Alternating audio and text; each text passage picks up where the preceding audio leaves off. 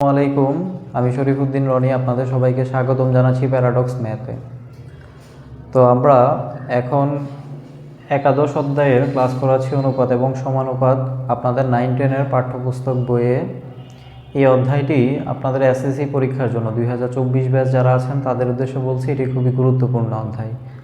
তো আমি আবার আপনাদেরকে একটু স্মরণ করিয়ে দিই। ব্যাপারটা হচ্ছে এই অধ্যায়টার ক্ষেত্রে ম্যাক্সিমাম সময়ই হয় কি মিক্স কোশ্চেন থাকে, মানে বিভিন্ন অধ্যায় একসাথে করে এই অধ্যায় থেকে কোশ্চেনটা করা হয়। তাই আশা করি সবাই সাজেশন ভিত্তিক পড়াটাকে ফোকাস না করে পুরো বইটাকেই পড়ার চেষ্টা করবেন। তো আজকে আমি আপনাদের সামনে যে কোশ্চেনটি নিয়ে হাজির হয়েছি সেটি হচ্ছে সিলেট বোর্ড 2019। সিলেট বোর্ড 2019।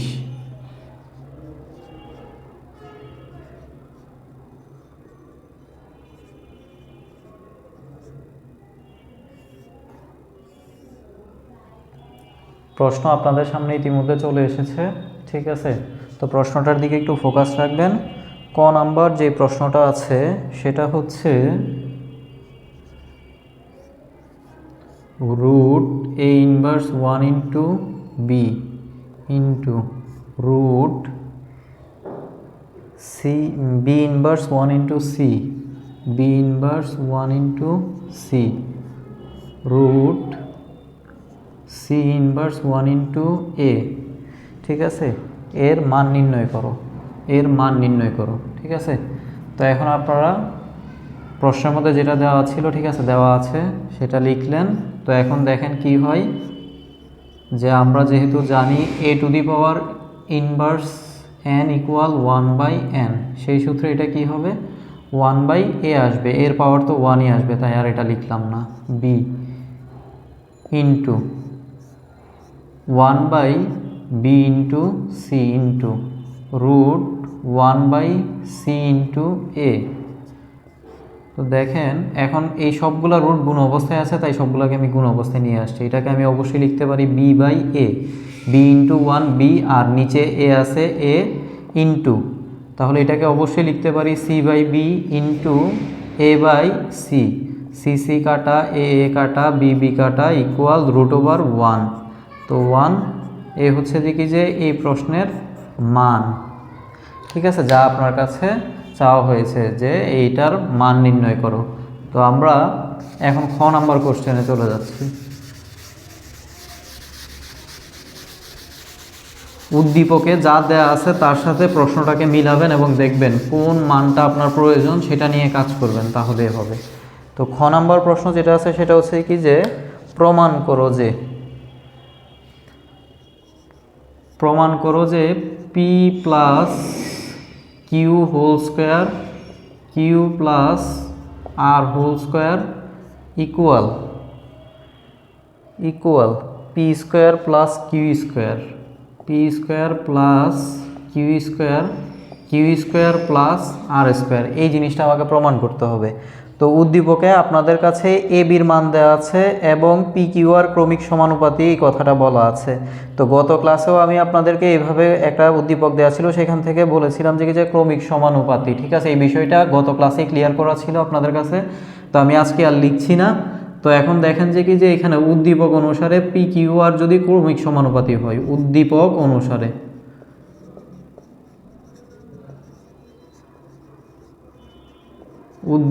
অনুসারে পি কিউ আর ক্রমিক সমানুপাতি, that means P is to Q equal Q is to R, বা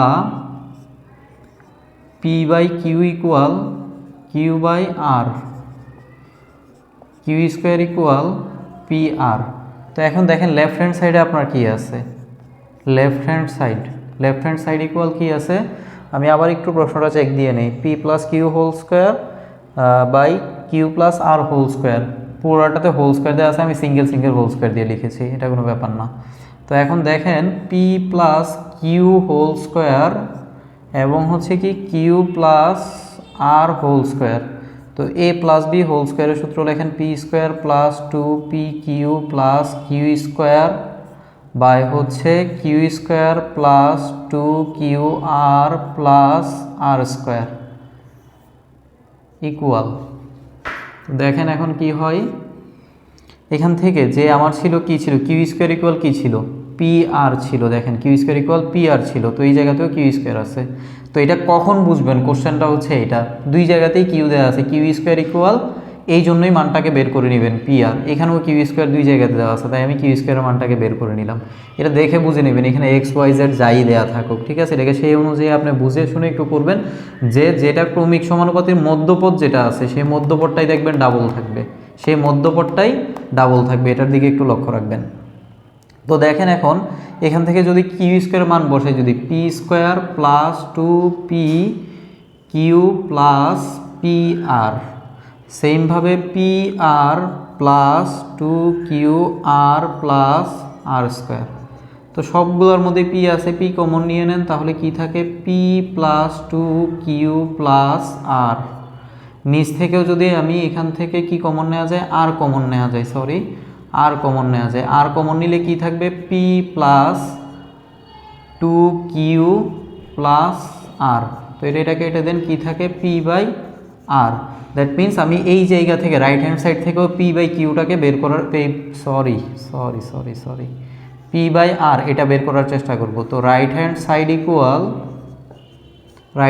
equal P square plus Q square by হচ্ছে Q square plus R square, লেখা খুব সুন্দর লেখা আর স্কোয়ার। তো এখন কিউ স্কোয়ার মান যেহেতু বের করা আছে, তো বসাই দেন, এটা কিউ স্কোয়ার মান হচ্ছে P R plus R square, তো ইকুয়াল এখান থেকে পি স্কোয়ার, তাহলে পি কমন নেন তাহলে কি থাকে পি প্লাস আর, এখান থেকে আর কমন নেন তাহলে কি থাকে পি প্লাস আর কাটা, তাহলে P by R, that means left hand side equal right hand side, যেহেতু বলেছে প্রমাণিত, প্রমাণ করার জন্য তাহলে প্রুভড, ঠিক আছে। তো এবার দেখেন গ নাম্বার প্রশ্নটা, দেখেন গ নাম্বার প্রশ্নটাতে কি আছে।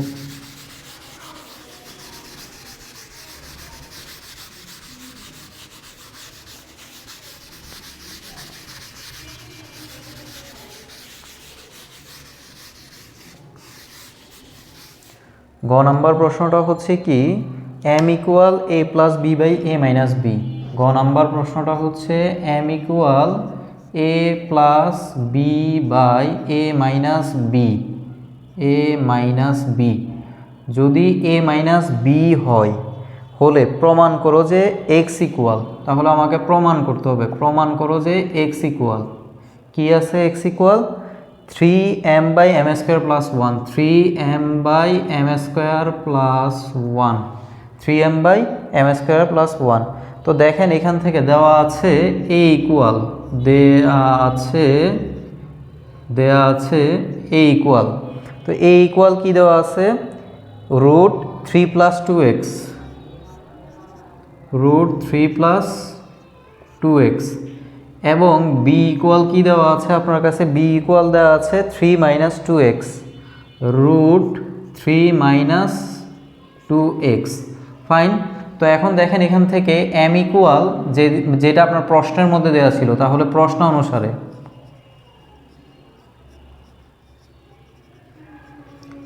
অনুসারে M equal A plus B by A minus B. তো দেখেন এখান থেকে আমি এ এবং বি এর সিঙ্গেল মান দেওয়া আছে, এই জায়গাটাতে আমি একটু চেষ্টা করে দেখি এ এবং বি নিয়ে আসতে পারি কিনা। তো দেখেন এটার নিচে মনে মনে কত আছে 1 আছে, তাহলে আমরা যদি বা যোজন বিয়োজন করি M plus 1 M minus 1 equal A plus B plus A minus B by A plus B minus A plus B, বা M plus 1 M minus 1 equal 2a, B কাটা 2a, এখান থেকে এ কাটা 2b, বা M plus 1 by M minus 1 equal A by B, just এখন মানগুলো বসিয়ে দেন, বা এম প্লাস 1 বাই হচ্ছে কি M minus 1 equal root over, এর মান হচ্ছে কত 3 প্লাস 2x, এবং বি এর মান হচ্ছে কি রুট ওভার 3 মাইনাস 2x, বা তো আপনাদেরকে আমি গত ক্লাসে একটা কথা বলেছিলাম যে সিঙ্গেল রুট যখন দেখবেন তখন ফার্স্টে স্কোয়ার করবেন, আগে এই আকারটাকে দাঁড় করাবেন, এরপরে কি করবেন ফার্স্টে সিঙ্গেল স্কোয়ার করে নেবেন। তাহলে এটাকে স্কোয়ার যদি করেন তাহলে কি হয় m + 1 m - 1 হোল স্কোয়ার, আর এখান থেকে রুট আর স্কোয়ারে যদি কেটে দেয় তাহলে কি থাকে 3 + 2x এবং কি থাকে 3 - 2x। বা তাহলে দেখেন এটা সূত্র যদি লেখেন তাহলে কি আসবে m² + 2m + 1 এবং এটা কি আসবে m² - 2m + 1 equal 3 + 2x 3 - 2x। এবং এর পরবর্তীতে আবার কি করবেন যোজন বিয়োজন করবেন, ঠিক আছে। এখানে একবার যোজন বিয়োজন আপনারা মাস্ট এই অধ্যায়ের ক্ষেত্রে অবশ্যই সাইড নোটগুলো দিতে ভুলবেন না, অবশ্যই সাইড নোটগুলো দিবেন।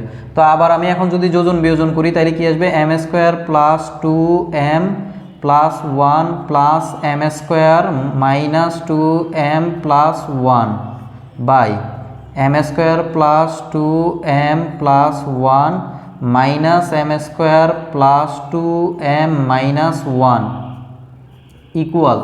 তো দেখেন এখান থেকে কি হয় 3 + 2x + 3 - 2x 3 + 2x - 3 + 2x বা একটু কৃপণতা করতে হয় তাই একটু কৃপণতা করছি, ঠিক আছে, মাইন্ড করেন না, মানে এখানে জায়গা কম সেই জন্য আমি এভাবে করছি। তো দেখেন এখানে কি থাকে এটা 2m² + 2 এবং নিচে কি থাকে এখান থেকে দেখেন m² কাটা যায় 1 1 কাটা যায় তাহলে থাকে 4m ইকুয়াল। তো কি থাকে এখান থেকে দেখেন তো 2x কাটা যায় 6 থাকে, আর এখান থেকে থাকে কি 3 3 কাটা গেলে কি থাকবে 4x থাকবে 4x, ঠিক আছে। তো দেখেন এখন কি করি এই জায়গাতে, এগুলো খুবই সহজ ম্যাথ যদি বুঝতে পারেন, আর না বুঝলে খুবই কঠিন ম্যাথ, ঠিক আছে, এই হচ্ছে ব্যাপার। আর আমি এখানে আসলে বেসিক নিয়ে খুব বেশি একটা বারবার বলতেছি ইনফরমেশন দিচ্ছি না, এখানে আমাদের বেসিক ক্লাসগুলোতে ইনফরমেশন দেওয়া যায়।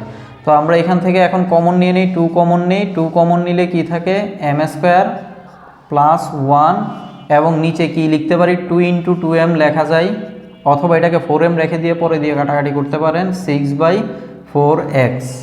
তো ফাইন, এখান থেকে এখন দেখেন এই যে 2 2 কেটে দিলাম, এই 2টাকে ওই পাশে ট্রান্সফার যদি করি m² + 1 ইকুয়াল m ইকুয়াল এই 2টাকে ওইখানে গুণ করে দিলাম আমি, তো দেখো কত আসবে 12/4x বা m² + 1/m equal 3/x or 3/x। Okay fine, এখন এই 3টাকে এই পাশে গুণ করে দেন তাহলে কি হয় m² + 1/3m ইকুয়াল 1/x। তো এটাকে এখন ব্যস্তকরণ করে দেন, ব্যস্তকরণ করে দিলে 3m m² + 1 ইকুয়াল x। তো এই হচ্ছে দিকে যে x ইকুয়াল 3m/m² + 1, ঠিক আছে। তো যাই হোক আমি বরাবরের মতো আবার আপনাদেরকে একটু বলছি, ঠিক আছে, যে এই চ্যানেলটা আপনাদের সহযোগিতা ব্যতীত এই চ্যানেলটা সামনে অগ্রসর হতে পারবে না, ঠিক আছে। তো সবাই সেজন্য আমার পাশে থেকে আমাকে সহযোগিতা করুন এবং আমি ধীরে ধীরে আপনাদের জন্য আরও কিছু কার্যক্রম চালু করার বা কাজ চালু করার চিন্তাভাবনা করছি। তো সেগুলোর জন্য আপনাদেরকে অবশ্যই পাশে থাকতে হবে, তাই আমার চ্যানেলটিকে অবশ্যই আপনারা সাবস্ক্রাইব করবেন এবং আপনাদের মূল্যবান মতামত কমেন্টের মাধ্যমে জানাবেন। এছাড়াও তো লাইক এবং শেয়ার আছেই, ঠিক আছে। সবাই ভালো থাকবেন, সুস্থ থাকবেন, দেখা হবে সামনের ক্লাসে, ঠিক আছে। হতেও পারে নতুন কোনো অধ্যায় নিয়ে বা এই অধ্যায়ের উপরে নতুন কোনো প্রশ্ন নিয়ে। সেই পর্যন্ত ভালো থাকেন, আসসালামু আলাইকুম, আল্লাহ হাফেজ।